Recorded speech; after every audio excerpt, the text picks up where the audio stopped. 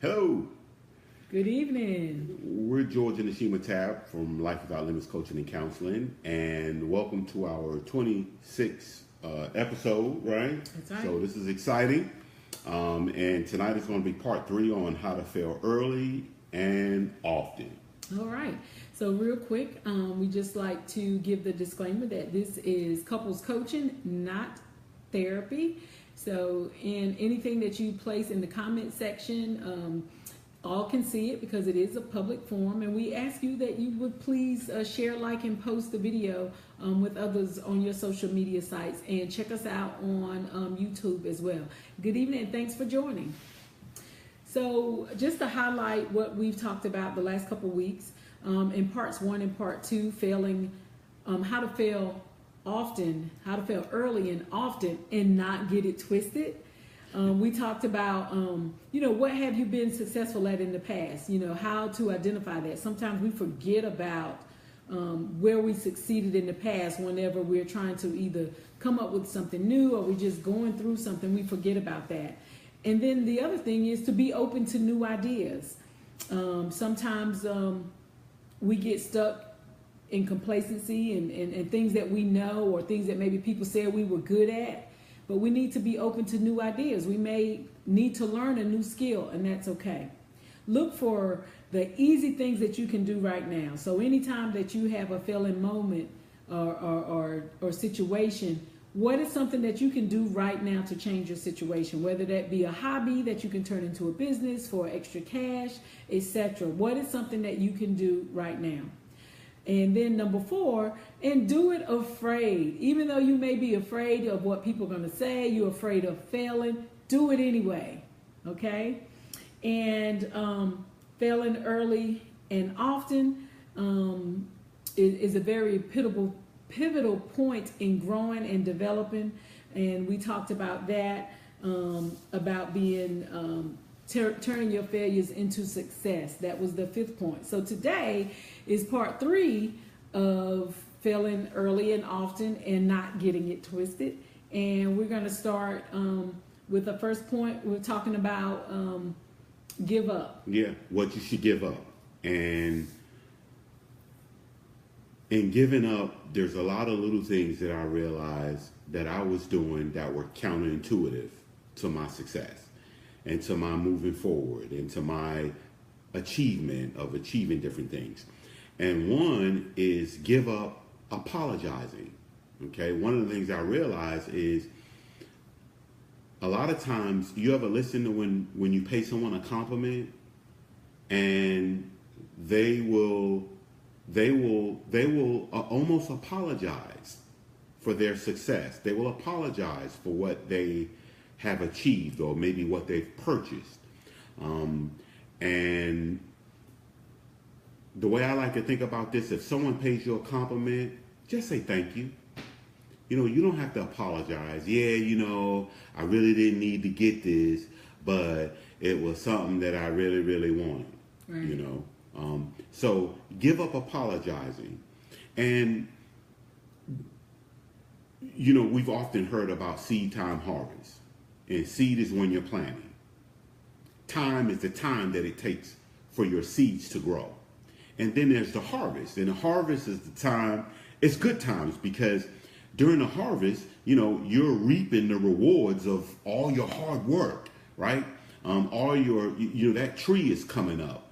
We live very close to a tobacco field. And I watch this. I watch them out there in the spring and they're toiling the soil and then they're planting. And now it's harvest time. Okay. So don't apologize for your harvest. Don't apologize for your success, because there was, when we all make decisions and we all decide on what we're going to do and what we're not going to do, and everybody places a value on something. Well, in your case, you placed a value on planning. Mm-hmm. Okay. And so you deserve your harvest. So don't apologize for it. And can I give an example? Yes. Oh, you got you. Yes. No, go ahead. Yeah. So an example of you apologizing or sometimes comes in the form of being ashamed or not wanting people to really know.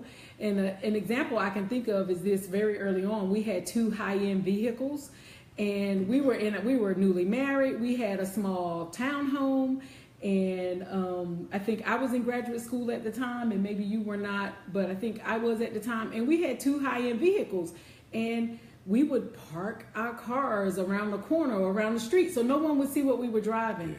And so that was a way of being ashamed or being sorry for what we had, but we was working really hard for the things that we had.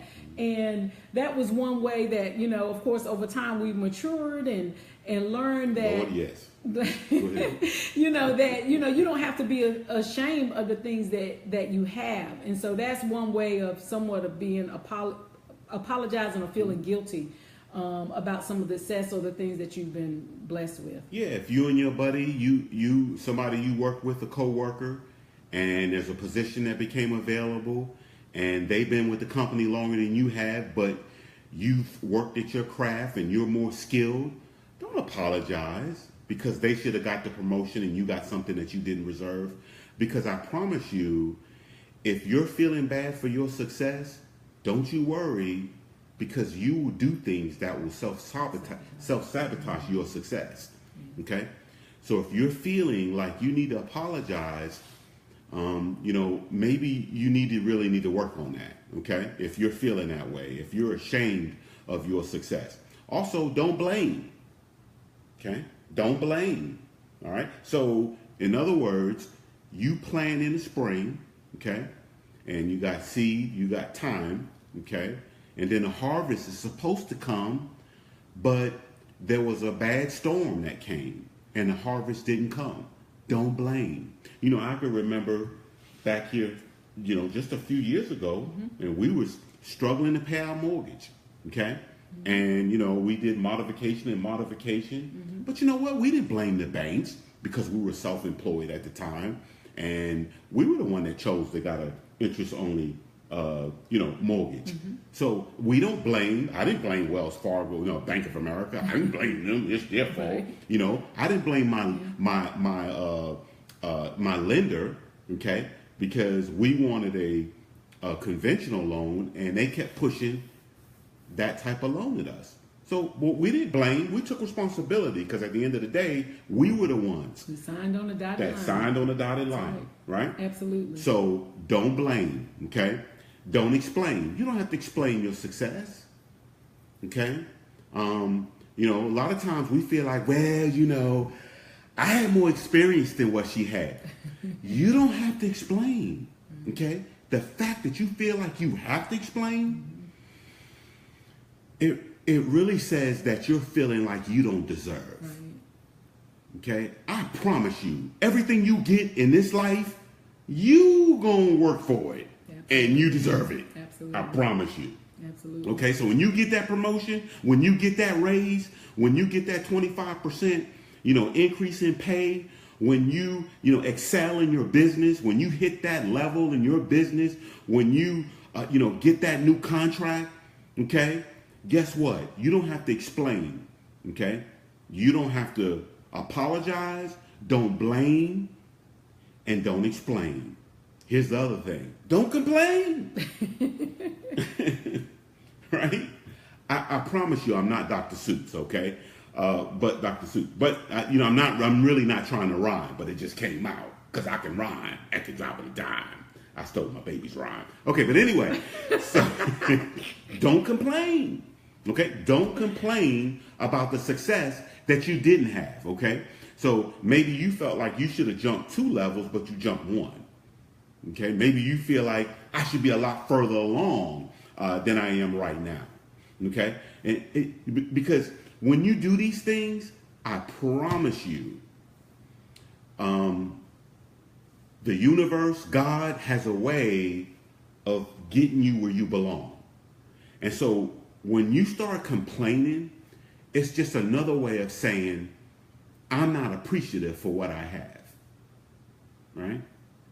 And you've probably heard me share this before. The guy on the bus is looking at the guy that's riding the bus, sitting at the bus stop. He's looking at the guy on the bicycle and said, boy, I sure wish I had a bicycle. And the guy on the bicycle is looking at the guy in the car, and he's saying, "Oh, I wish I had a car." And the guy in the car is looking at the guy with the Porsche Panamera, and he's saying, "Boy, I sure wish I had a Panamera." Okay, and so don't complain. It shows a lack of appreciation. Okay, and it's almost like spitting in God's face. Okay, you know, one thing when I think about the Bible, I think about something that Paul said. Paul said, "In every situation, I've learned to be content." Right? So you have to be content with what you have while you pursue what you want. Okay? All right. And so last, you're going to love this, and I'm going to let you get a word in on this one. It's don't compare. Right? We want to compare. You know, one thing about social media, okay? Everybody, ooh, look at me. I'm in Cancun. Ooh, look at me. I'm on the boat. Ooh, look at me. I just got a new car, right? Well, what you don't hear is, you know, I remember the cable guy came to the house and we were talking about cars, and he says, "Oh yeah, I just bought a 5 Series M Series BMW." And I thought, "Wow, man, that's awesome." And he said, "Yeah, I saved for," what did he say? 3 years. 3 years. He said, "I saved the cash because I wanted this car so bad. And so I saved for 3 years." Well, you don't get that on social media, I promise you. You don't know the story behind what sacrifices people made to achieve the things that they wanted to achieve. And most often people are sharing because they want to inspire other people, or it's like, "Man, I've been working so hard towards this goal. I finally achieved it. Man, I feel so good." And they want to share. Most people are not putting things on there to be braggadocious or to be spiteful towards other people.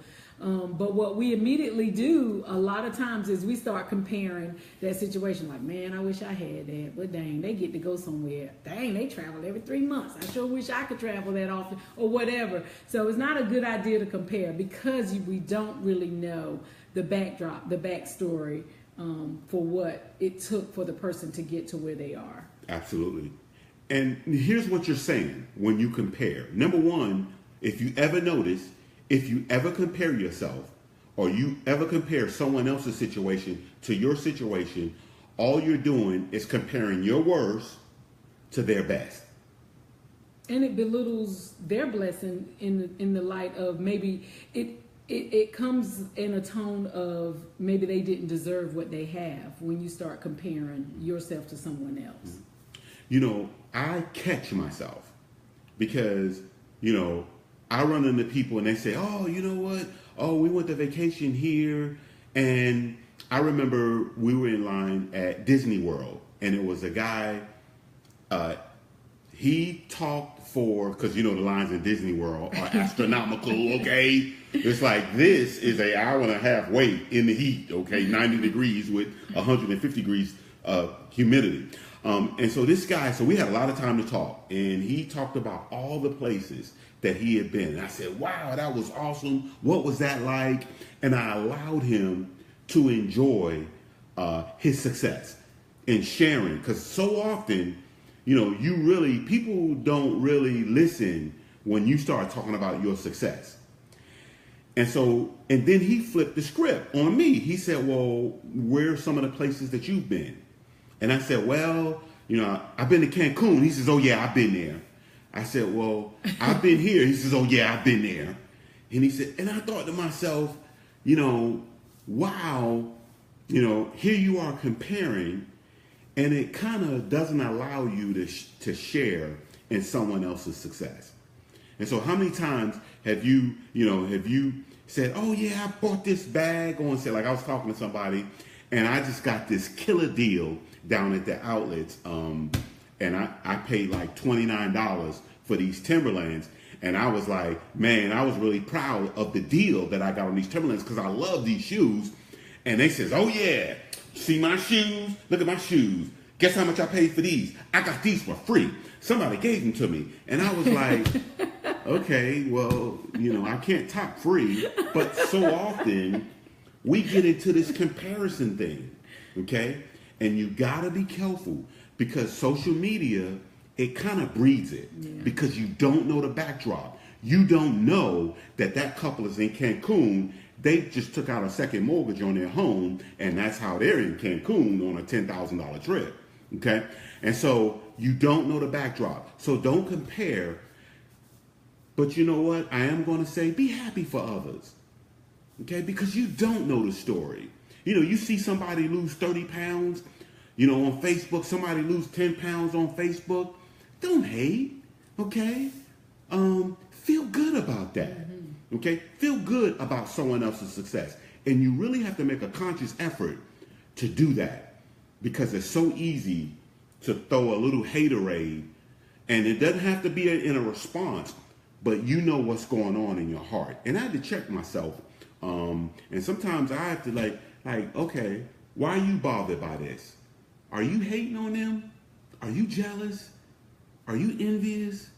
Okay, George, is that what you're feeling? I have to check myself, okay? Because sometimes we have these emotions and you don't know where they're coming from and what it's all about. And really, all it is that you're comparing. Before we go on to anything next, anything else you want to say about that? Okay, I covered it. I know I went it from the ruler to the Judah. Okay, so here's number 7, and we'll probably wrap up here. We got about 3 minutes. All right, now this is just, everybody say George's opinion. This is my opinion, all right? I believe that everyone is in sales, okay? So I believe one of the easiest ways, I'm not going to say the easiest, but a great way to learn about business and to learn about selling is through direct sales, network marketing. I think it's a great way for you to learn about how to market yourself. Okay? Now, if you can hear me and you're watching this video and you have a job, you're already in sales. You know how to sell because that's how you got the job. Because they said, remember when they asked you during the interview, they said, now, what makes you different from the last person that we interviewed? And you said, well, you know what? I'm going to show up on time on most days, even in the rain. Okay? No, you got, because I'm going to be a blessing to this company. I'm going to work hard. I'm going to be ambitious. I'm going to take initiative. Remember how you talked about all those things and that's how you got the job? Okay? You're in sales. Okay? If you're in a relationship, you're in sales. Okay? I sold Nashima on why it was a good catch. I said, babe, listen, we were 22, 23, I remember. You know, I can't remember where we were, but we was talking, and I looked her in the eyes, and I said, hey, you get with me, you're going to have a good life, okay? Because I'm going to get it. Absolutely. Okay? And you delivered. And I delivered. Thank you. And you delivered, too. Yes. All right.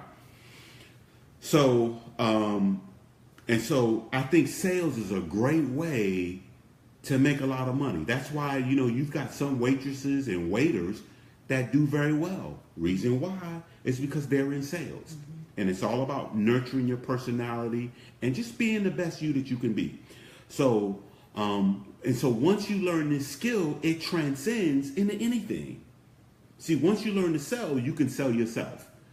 And you're not selling a product, really, you're kind of learning how to help people make decisions to buy.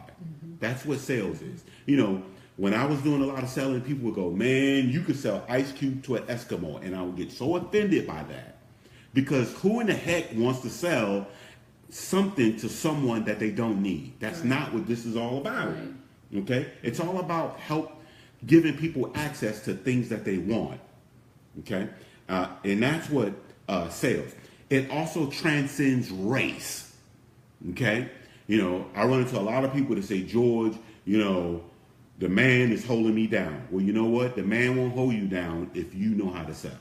Right. Okay? Because it transcends race. Okay? Because everybody needs someone, especially in this age of technology. If you know how to sell online, okay, you know how to set up websites and sell. Okay? That's selling. Okay? So selling has changed. So I want to encourage you. I remember, I never forget this. We stopped off. We were taking a long way home from Virginia, and we stopped off in Halifax, and I never forget this. and it was this old lady there, and we just struck up a conversation. We were in like a used antique store, and we struck up a conversation, and she started talking about how her husband was able to purchase all these homes throughout North Carolina, and she said he was a shoe salesman. And I thought, wow, you know. So anyway, I got a couple more points that I'll make on that, but we'll save that the next week. I'm gonna wrap up. We're about 1 minute over. Yeah. And so, did you have something you want to add before we close? Well, just the thing about sales, you know, sales is one of those things that many people shy away from, and they say they can't do it. But one of the things about sales is when George say it transcends anything, and you can pretty much do anything. You can. Some of the skills that you learn when you learn to do sales. You know, you learn how to start a conversation with a stranger. Right. You learn how to handle objections. You learn how to give options and be solution oriented. That's right. You learn how to think out of the box, how to be a team player. These are all things that are transferable skills that you really can't teach with a degree. You have to have some experience, but they are important in any line of work that you go into. So most of the time you get your foot in the door, maybe off your training, like your expert training in education, but you get your promotions usually off your transferable skills and being able to build teams. Absolutely. That's just my opinion. You know, that's a great point. Well, that's I guess we out of time. We out of time. Yeah. So just remember to share, like the post. Look for the videos on the YouTube channel as well. If you look for Life Without Limits, coaching and counseling, or George Tabb, you can find the YouTube videos. Also, remember, this is a public forum. You can feel free to send us an email if you have a personal matter that you would like for us to address. Send that email to lifewithoutlimits with an S, cc@gmail.com. And remember that we empower the people that build the relationships. Thank you, and have a great rest of your week. Thanks for listening in. Hey, Miss Haynes.